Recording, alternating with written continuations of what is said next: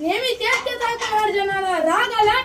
तो अर्जुन म्हणाला, हे बघ कृष्णा, राहतोस आमच्यापाशी आणि गुणगान करतोस वैरेचे.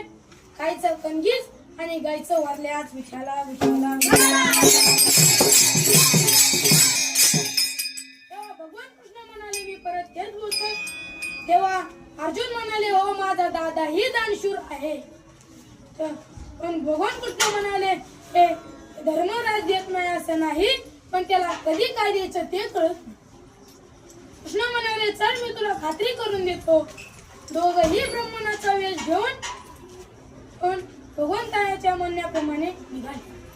भगवंताने आपल्या मायेने पाऊस पाडायला सुरुवात केली.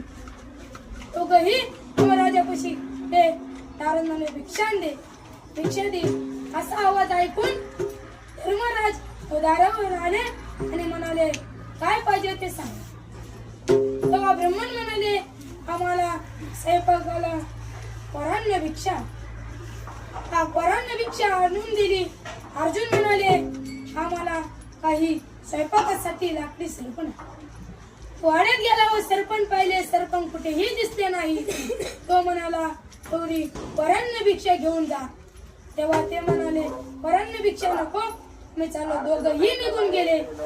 तर कर्णाकडे गेल्यानंतर कर्णाच्या दारात गेले. याचा आवाज त्याला ऐकून कर्ण बाहेर आला आणि म्हणाला, मी तुमची काय सेवा करू शकतो. तेव्हा ब्राह्मण म्हणाले,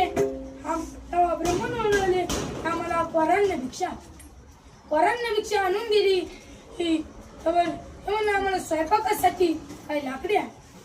कर्ण कधी जाऊन पाहू लागले, पण त्याला कुठेही दिसले नाही. आगचे सर्व औसने भिजलेले होते. तेव्हा त्याच्या झोपीत असलेल्या लाकडी पाटवर पलंगावर लक्ष गेले. त्याने पाट पलंग मोडून ब्राह्मणाला दिला आणि म्हणाला, निघा इथून. आता कळलंच असेल कृष्णा दादापेक्षाही माझा दादा किती दानशूर आहे. कारण अवधार्य देवणी करण्यासाठी किती जिंगती वाटते.